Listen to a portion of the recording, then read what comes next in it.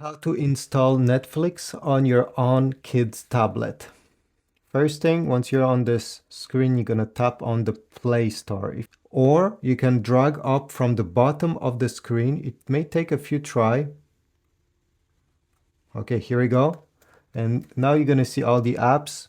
What we need to do is to open the Play Store. This is where you download stuff from. So Play Store.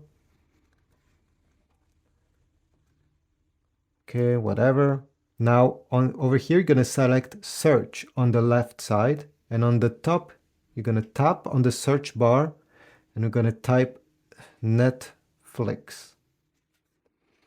Okay, it has found the app, Netflix. You're gonna press install. And if you are on a kid's account, the kid won't be able to download apps by himself. It needs to have your permission to do it. So over here, you're going to select ask in person. And over here, you're going to see your Gmail account, your Google account, the parent's Google account. And you need to type the password of the parent's Google account to be able to download the Netflix app or any apps. So I'll go ahead and enter my password.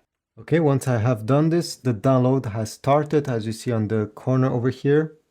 It's now even installing. It doesn't take much than a minute or two.